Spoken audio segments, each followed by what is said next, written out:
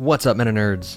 For this complete life story of Kit Fisto, we'll pull from every resource available, from the original and new canon, and we'll start off at the very beginning by understanding his homeworld and his species. His homeworld was a mostly oceanic planet with a mild climate, though it was frequently hit by storms and hurricanes. It had a few large land masses, with most of its terrain consisting of swamps, islands, and deep oceanic regions that remained largely unexplored. Nautolans were amphibious, with strong swimming abilities, low light vision, and a dense and powerful skeletal structure. They were also an egg-laying species, and so Kit started life as a tadpole before growing arms, legs, and then the distinctive head tentacles. Though they thrived underwater, they had no trouble living on land. A really unique trait for the Nautolans was their ability to detect pheromones using their head tresses, which made them exceptionally perceptive to emotions, especially underwater. This skill was crucial in their culture, where communication relied heavily on sensing changes in pheromones. Their native language was designed for underwater use, making it difficult to pronounce in the air, so many Nautolans, including Kit, opted to speak in Selmian or Galactic Basic when off-world. Now, Kit was related to the Terraskasi master Naid Fisto, who was his mom's uncle. He was trained at the Jedi at the Temple of Coruscant. His head tentacles gave him an edge over other Jedi, allowing him to sense emotions and body chemistry in ways that others simply could not. And after constructing a green-bladed lightsaber and passing the trials of knighthood, he became a Jedi Knight and followed the path of a Jedi Consular, which means he would work with the Council of Reconciliation on diplomatic missions, hoping to spread peace and harmony throughout every star system. This focus also came with an intense focus in battle, though Kit was always remembered for having a cheerful personality, often displaying a sense of humor that set him apart from some of his more serious colleagues. Even in the heat of battle, he remained lighthearted. We have the interesting details that some Sith considered him unhinged, but really he was analytical and clever, shown when he easily found a hidden mechanism to open an entrance in General Grievous's castle, while his companions attempted to blast or slash their way in. This will make less noise. Patience, the both of you. A second look usually pays off. And he was also known to make full use of the Jedi archives, constantly studying holocrons to expand his knowledge. Mace Windu regarded Kit as one of the greatest lightsaber duelists in the Order, which is saying a lot as many considered Windu to be the greatest. His skill was on full display during his duel with Grievous, where he held his own remarkably well, and had the battle been a fair one, without the interference from the Magna Guards, he would have likely emerged victorious. And we'll see that his preferred lightsaber style was Form 1, Shi Cho, though he was proficient in Form 4, also called Acharu, which is the most acrobatic form. Beyond his dueling prowess, he was a master of force powers. He could manipulate water currents with the Force for both offense and defense, making him a lethal opponent underwater, and as an expert swimmer, he leveraged his amphibious nature in combat, whether underwater or on land, and he was also skilled in hand-to-hand combat, proved by his fight against Rift Tamsin in the underwater brawl. And since he was also an expert pilot, he's rounded out his abilities and become one of the most versatile and formidable Jedi Masters in the Order. After the death of Master Tal in 41 BBY, Kit Fisto took on the responsibility of training young Padawan Bant Aaron. He wasn't sure if he was ready for an apprentice, but he believed that having an amphibious mentor would help Aaron heal and grow. He guided her to the rank of Jedi Knight, but wasn't in a rush to take another Padawan, preferring to focus on his duties at the Jedi Temple. But after being promoted to Jedi Master, he soon found himself training with another apprentice, Nadar Veb, a Mon Calamari who learned the ways of the Force under Fisto's quiet and disciplined mentorship. In 23 BBY, Fisto, alongside Mace Windu, responded to an emergency call from Obi-Wan Kenobi during the battle to liberate the Fondor system. Grudo the Hutt and Senator Rod had seized control, and the two Jedi Masters played a crucial role in reclaiming the Fondor shipport. By 22 BBY, Fisto and Luminara Unduli served as Jedi advisors to Supreme Chancellor Palpatine, a position previously held by Master Jorish Kaboath, back when Palpatine was still a senator. That same year, Fisto helped Master Belsid Quan Idin eliminate the Pirates of Iridium before joining the Jedi Strike Team force led by Mace Windu to rescue Obi-Wan, Anakin, and Padme on Geonosis. When the Jedi landed in the Petronaki Arena, they were met with overwhelming droid forces. Fisto fought alongside his fellow Jedi, even managing to pin a battle droid when the swapped C-3PO head on that battle droid body pinned under a B-2 super battle droid, putting a giant grin on his face before he continued the fight. As the battle raged on, Fisto was one of the few Jedi still standing when the survivors were herded into the center of the arena and prepared to fight to the death. But as the Force would have it, Republic gunships arrived just in time, piloted by the newly formed clone army. He boarded Grandmaster Yoda's ship along with Windu and Coyote Mundi before leading clone troopers in what would be the first battle of the Clone Wars. With the outbreak of the war, Fisto becomes a Jedi General and was assigned to multiple battlefronts. One of his first missions took him to Mon Calamari, where he led clone scuba troopers against the separatist-backed Quarren Isolation League. He successfully destroyed a massive Quarren crab cannon during the battle, and later he returned to Mon Calamari after discovering that the Isolation League had resurfaced. This time under the control of bizarre jellyfish-like creatures called Moapa. These things could merge into one massive, highly intelligent, telepathic entity. Fisto defeated them by forcing their individual bodies apart, breaking their collective power. In the aftermath, he helped re-establish a peace accord, ensuring joint representation for the Mon Calamari and Quarren in the Galactic Senate.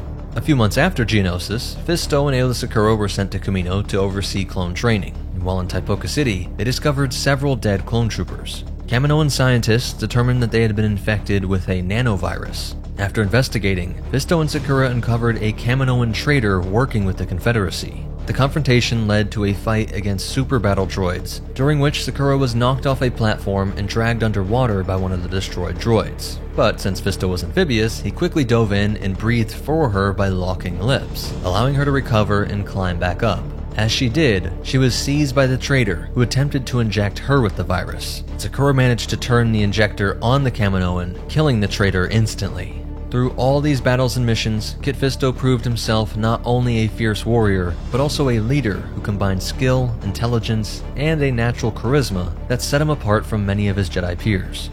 Not long after the war began, and after Kit Fisto had joined the Jedi Council, he was assigned to Master Windu's squad for a mission to Hisrich. After landing, Fisto and the team immediately attacked the droid patrol before making contact with the planet's native inhabitants. They followed the locals to their cave dwellings, where Fisto discussed the Separatist presence with Master Proset Dibs. Soon after, they discovered the Separatists drilling into the caverns from above. The squad engaged in combat with destroyer droids and battle droids on STAPs, with Fisto taking down one of the STAPs by using the Force to hurl rocks at it, and during the battle, he saved Windu from a deadly fall caused by the Separatist commander, ADW4. After splitting up, Fisto and Master Dibs stayed behind to protect the natives, but their cavern collapsed during the fight. They both survived, though Dibs insisted on tending to the wounded, and Fisto assured him that the survivors had found safety. Soon after this, the two Jedi were attacked by a Mylodon. After taking down the beast, they discovered several slain natives, and reuniting with Master Windu and Risa Mano, tensions rose when Dibs accused Windu of lying to them.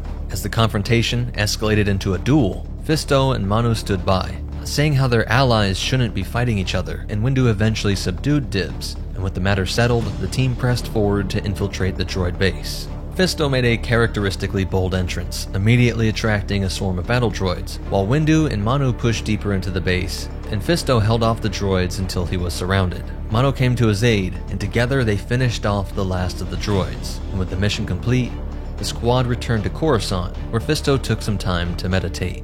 And we don't get many details on this, but it wasn't long before he would find himself in the middle of a Separatist shootout alongside his close friend Plo Koon. A few months later, Fisto was teamed up with Aayla Secura again for a mission to Daveron, where they joined Thulm, Tra Sa, and Anya Kuru. Their objective was to eliminate a Separatist foundry that had been launching raids on Republic supply convoys. While Thulm and Kuru were injured and Secura battled Jedi Hunter Aurra Sing, Fisto and Sa stormed the Separatist base and were able to capture it. As the Clone Wars escalated, Fisto became the first Jedi to defeat a new type of droid designed specifically to kill Jedi. These so-called Jedi killers were incredibly fast and lethal, seen when one knocked out ARC Trooper Surti in just 20 seconds. Concerned about the droid's production, Chancellor Palpatine sent Fisto to Ord Cestus to investigate. He was accompanied by Obi-Wan Kenobi, ARC Trooper Nate, and 4 other clone troopers, and Senate Representative Dolb Snoil. The initial plan was to negotiate a deal that would bring the bio-droids under Republic control, but when that failed, the team began recruiting locals for a guerrilla uprising. Many farmers and miners who had suffered under the Five Families' rule were eager to fight back. To infiltrate the ruling class, Fisto posed as Nemonis and was acting as a dark Jedi. But their deception was exposed, and they were forced to flee to the mountains west of the capital. During the final stage of the mission, Fisto faced off against Asajj Ventress. He moved so fast that even Kenobi, one of the best duelists in the Order, struggled to follow his technique, though Ventress adapted to his attacks and wounded his arm, showing just how underrated she often is as a duelist. Just as she was about to finish him off, Kenobi arrived in time to save him, and moments later, Fisto repaid the favor when Kenobi was nearly beheaded, saving his friend despite his own injuries. Then, after Nute Gunray escaped from Jedi Master Luminara Unduli and Ahsoka Tano, the High Council traced the Separatist leader to the moon of Vasek. They sent Fisto to capture him, where he landed his Delta 7B starfighter in the foggy landscape. He would reunite with his former Padawan Nadar Veb, now a newly knighted Jedi, who had brought along Clone Commander Phil and a small squad to assist in the mission. Congratulations on passing the trials. I'm sorry the war prevented me from seeing your training true to the aim. Fisto and his team followed a lead to the castle where Nute Gunray was supposedly hiding, only to discover it was a trap. Instead of Gunray, they were greeted by a mocking hologram of him, which was quickly replaced by Count Dooku, who cryptically warned them of a trap but didn't specify whether it meant for them or someone else. It didn't take long for them to realize that they had walked right into General Grievous's stronghold, just as the cyborg warlord was returning to the Citadel. Caught off guard, Grievous was forced into battle against the Jedi and their clone squad. During the fight, he lost his legs but managed to retreat to his control room, where he began orchestrating counterattacks against the intruders. Fisto and Veb managed to escape several deadly traps and fought a massive Rogwart named Gore, which killed Clone Commander Phil before being defeated. From a hiding spot, the two Jedi watched Grievous exit his control room, and once the coast was clear, Fisto used his keen memory to input the access code he had seen Grievous use. He entered the control room, but Veb, eager to prove himself by taking down the notorious Jedi killer, he refused to follow him. Before Fisto could convince him otherwise, Grievous's medical droid EVA-4D locked the door, sealing Veb inside with Grievous. Fisto was forced to watch helplessly as Grievous used a hidden blaster to kill Veb. Furious, Fisto destroyed the console and made his way outside to a cliff, waiting for his astromech R6H5 to bring his ship. Before he could escape, Grievous scaled the cliff sides to cut him off, leading to an intense duel.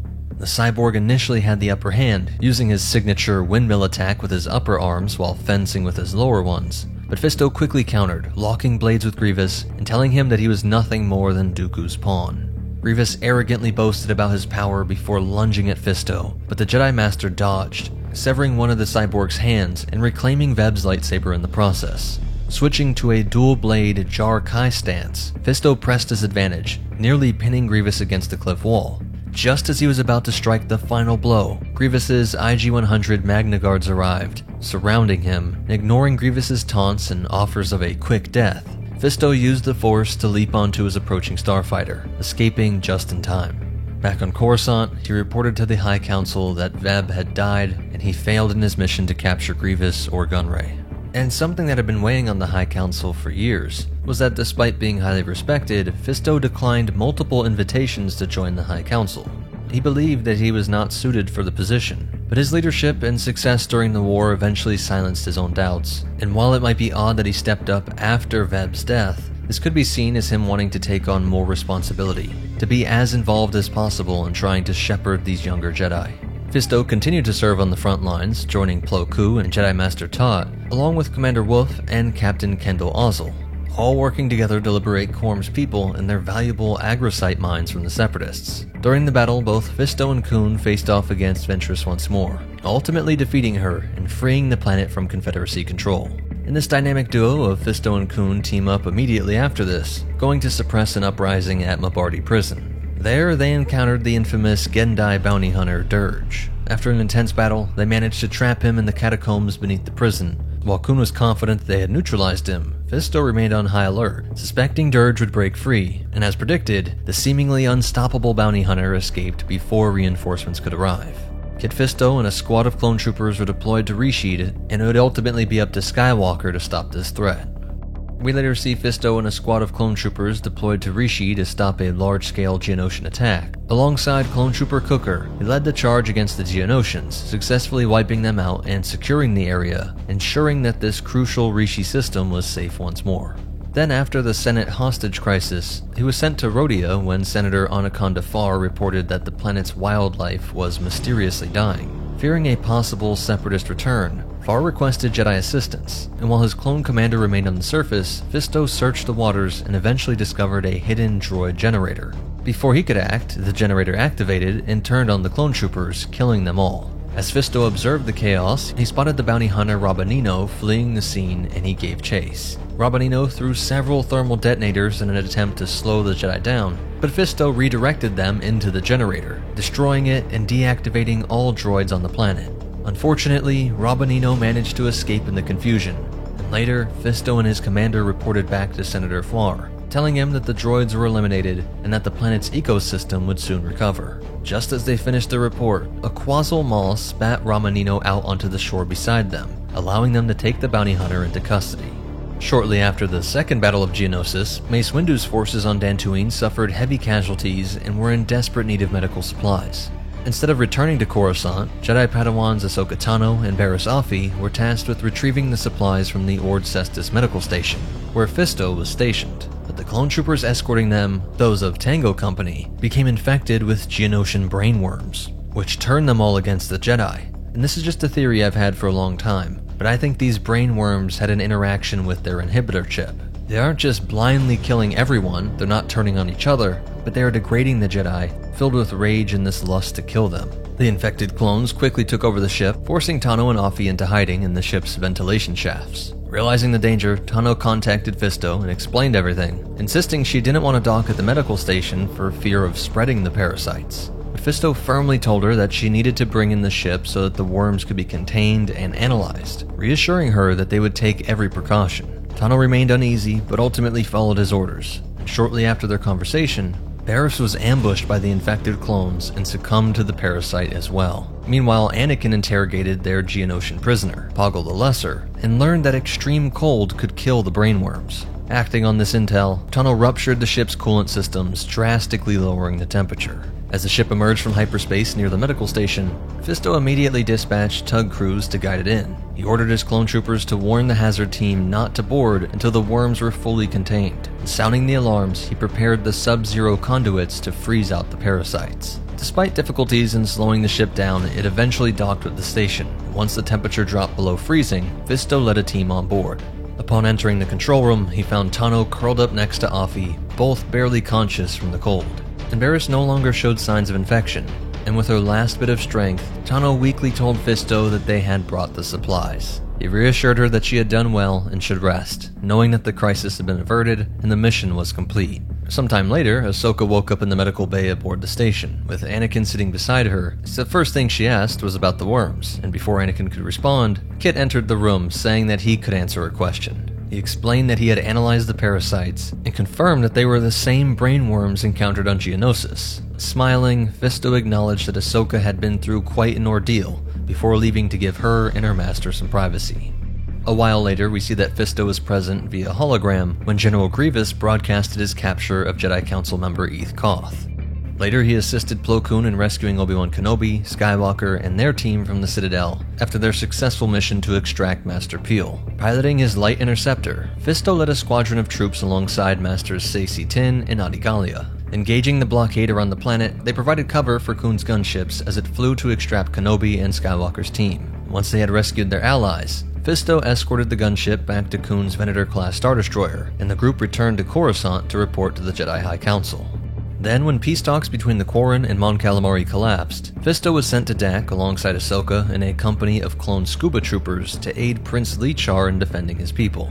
After landing, Fisto piloted an OMS Devilfish submarine down to Mon Calamari City, leading his forces against the Quarren and Separatist troops commanded by Riff Tamson. Though they successfully pushed back the first wave of Quarren and Aqua droids, Fisto knew the droids were merely regrouping for another attack. And when they returned, this time deploying massive Hydroid Medusas, Fisto and Skywalker fought against the creatures but were unable to stop them. As Tamson advanced, Lichar, following the advice of Captain Glial Akbar, ordered a retreat to the caves on the sea floor. Fisto stayed behind to buy time, ramming his mini-sub into one of the Medusas and destroying it before escaping. Then he regrouped with the surviving Mon Calamari and Republic forces, including Skywalker, Tano, Padme, Jar Jar, and the Prince. When Tamson launched a direct attack on Lichar, Fisto quickly swam to his defense, tackling Tamson and dislocating his lower jaw in the process. Activating his saber, Fisto moved in for the finishing blow, but Tamson recovered quickly, grabbing Fisto by the arms and momentarily restraining him. The Kakaradon then delivered a powerful kick that disarmed Fisto, forcing them into a hand-to-hand fight. Trading blows, Fisto ordered Tano to take Lichar to safety, while he kept Tamson occupied. But before he could regain the upper hand, a group of Aqua droids surrounded and captured him. Not long after, Skywalker, Amidala, and Binks were also taken prisoner. The Jedi were placed in electrified cages surrounded by Mon Cala eels, while the politicians were shackled by Mon Cala crabs. Tamsin interrogated them, demanding to know where Lee Char was hiding, and when neither Fisto nor Skywalker cooperated, the eel cages were prodded, electrocuting them both. Despite the torture, both Jedi refused to break. Tamsin then turned his attention to Amidala, piercing a hole in her helmet to slowly drown her. Thinking quickly, Fisto suggested using the Force to expel the water, buying Binks enough time to use his saliva to seal the hole, saving Amidala's life. Meanwhile, Tano and Lee Char voluntarily surrendered, requesting an audience with Tamsin. As the prisoners waited, Fisto calmly advised Skywalker that less talking might make his time in the eel cage a little easier. But before Tamsin could carry out Lee Char's public execution, the Quarren, led by Nasarai, unexpectedly switched sides. With the tide of battle turning, Tano seized the opportunity to take down her droid guard and retrieve her lightsabers, allowing the Jedi to free the captive politicians. With Dak liberated and Tamsin defeated, Fisto later attended the coronation of King Lee Char, witnessing the long-awaited unity between Mon Calamari and Quarren. Then we would see Fisto assisting Skywalker in capturing the Separatist sniper, Captain Shon Volta, just before he could assassinate Pantoran Senator Rio Chuchi. And not long after, the Jedi had discovered that a bounty had been placed on all Jedi.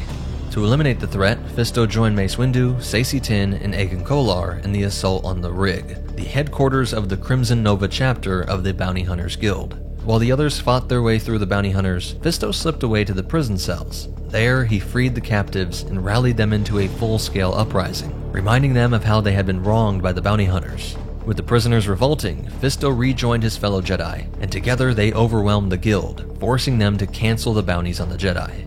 As the Republic launched a major counteroffensive in the core worlds, Grievous ordered all members of the Separatist Council to retreat to a rendezvous point in the Outer Rim. But Republic intelligence intercepted information that Nute Gunray had fled to his stronghold on Cato Neimoidia.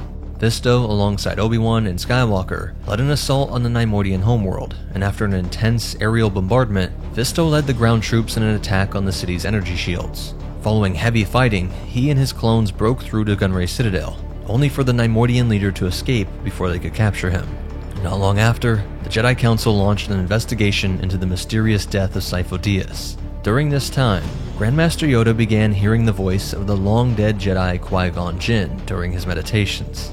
Jinn's spirit claimed that he was reaching out through the living Force, and at the next Jedi Council meeting, one in which Fisto was present, the Jedi discussed the shocking revelation that Count Dooku was not actually the Sith Lord they had been searching for, but merely the apprentice. Later, Yoda called another council meeting to reveal what had been troubling him. Standing in the center of the chamber, he asked if anyone else had heard Qui-Gon's voice, to test whether they could perceive it too. Fisto and the other council members joined Yoda in meditation, remaining in deep concentration for an entire day. And when they finished, none of them had heard anything. Seeking answers, Yoda traveled alone to Dagobah, and there he immediately reconnected with Qui-Gon's voice. Hoping for guidance, Yoda asked if he knew the identity of the Sith Lord, but instead, Qui-Gon directed him to a place where all would be revealed. Following the voice's instructions, Yoda entered a dark cave, where he was assaulted by a horrifying vision of the Jedi's future. He saw his comrades cut down by blaster fire and slain by lightsabers. Among them, he witnessed Kit Fisto's own death, brutally stabbed through the chest by Darth Sidious. Though at the end of this mysterious adventure, he would realize that everything was in the hands of the Force, and it is unlikely that he shared these visions with anyone. Within what must have been a few weeks, Fisto attended a council meeting where they viewed a live transmission of a devastating Separatist attack on Marani, the homeworld of the Maran species. The Jedi watched as the planet suffered immense destruction, just the latest reminder of how many innocent lives were lost in this conflict. Then shortly after this, Fisto was at a meeting where Yoda reported on a devastating Separatist weapon called Operation Titan, which had the potential to shift the war into the Confederacy's favor. But there wasn't enough intelligence on the project to act. Kenobi pointed out that Skywalker's forces had recently captured a Separatist frigate and suggested they search its databanks for more information. Yoda agreed and decided to personally join Skywalker in this investigation. Their search led them to uncover that Operation Titan was centered around the creation of a new droid army made up of massive mega-droids.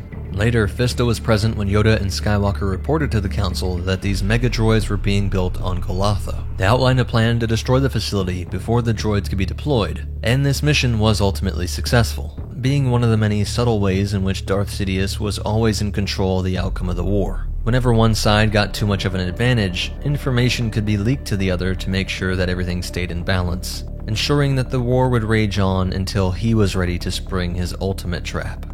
When Grievous launched his surprise attack on Coruscant, Fisto was recalled to the capital by Yoda and Mace Windu. He joined Windu on the ground battle to repel the Separatist assault, and at one point when Grievous attempted to capture Supreme Chancellor Palpatine by boarding a maglev train during his evacuation, Fisto and Windu intervened, saving both Palpatine and countless civilians. But in a bold move, Grievous leapt onto the train and began tearing open the roof of the car where Palpatine was located. Fisto was the first to react, firing through the hole Grievous had created. He and Windu then jumped into the fray. Fisto swiftly took down the two Magna Guards. Although they managed to thwart this attempt, it was all for nothing. They soon got word from Shaak Ti that Grievous had successfully abducted Palpatine. Fisto and Windu made one last desperate attempt to stop the cyborg shuttle, but it was too late. Following these events, the Jedi Council became convinced that Palpatine was being manipulated by the Dark Lord of the Sith, who they had finally come to know as Darth Sidious. In response, they formulated a strategy to permanently cripple the Separatists. Obi-Wan was sent on a dangerous mission to Utapau to eliminate Grievous, while Yoda was dispatched to Kashyyyk to help defend the Wookiee homeworld. If Palpatine continued his aggressive consolidation of power even after Grievous's defeat, Windu and a small team would move to arrest him. The night before that confrontation, everything changed. Anakin revealed to Windu that Palpatine himself was the Sith Lord they had been hunting. Without hesitation, Windu summoned Fisto, Saesee Tiin, and Agen Kolar to be the ones with him when he confronted the Chancellor. As they boarded their gunship, Fisto briefly chatted with Kolar and Tiin, expressing his unease and wishing that Yoda or Obi-Wan were there with him. He reminisced about his mission with Obi-Wan on Ord Cestus, while Kolar wondered why Skywalker was not coming with them. Tiin quickly scolded them, insisting that they were more than capable of handling Sidious themselves. Upon entering Palpatine's office, the four Jedi were shocked as his calm demeanor vanished. Without warning, a crimson lightsaber ignited in his hand, and he launched himself over his desk with inhuman speed.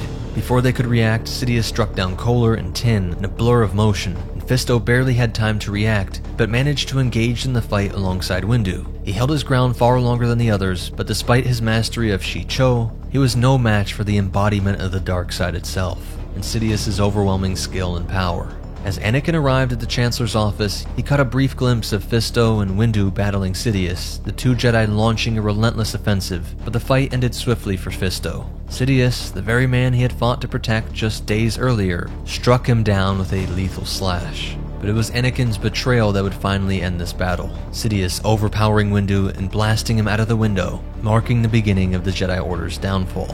It was not long after the fall of the Jedi Order that Kit Fisto's Force-sensitive uncle, Naid, was tracked down and assassinated by the animate Imperial assassin known as Edge as part of Order 66. And during his exile on Raxus Prime, the Alina Jedi Knight Kazdin Paratus built life-size junk puppets of the Jedi High Council members, including Kit Fisto, as a way to cope with the loss of the Order. But in 3BBY, Paratus was confronted by Darth Vader's secret apprentice, Starkiller. During their duel, all of the puppets, including the one modeled after Fisto, were destroyed. A year or two later, Fisto's name came up in conversation between Dash Rendar and Eden Vril, a former mentor of Naid. Vril recounted Fisto's legendary feats during the Clone Wars, hoping to keep his memory alive. And in 9BBY, while on the Holy Moon of Jedha, Jedi survivor Cal Kestis spotted a fallen statue of a Nautolan wielding a lightsaber, and the sight reminded him of the always smiling Kit Fisto, the brave and jolly warrior whose Jedi legacy still lingered in the galaxy. Fisto's lightsaber was later seen in a vision experienced by former Jedi Padawan Kanan Jarrus during his second visit to the Jedi Temple on Lothal. In the vision, he saw several old lightsabers displayed in the temple's dojo, one of which was the one that belonged to Fisto. And the last of his legacy was that Jedi Master Luke Skywalker would later record everything he knew about Kit Fisto in his book, called The Secrets of the Jedi, ensuring that Fisto's legacy and contributions to the Jedi Order would never be forgotten. Please hit that like button, I really need your support. Subscribe so we don't get lost in the algorithm, and check out these other videos, I'm sure you'll like them. But most important of all, remember, you never know what's out of your control and in the Sith's hands, so you might as well be smiling while you fight. And the Force will be with you, always.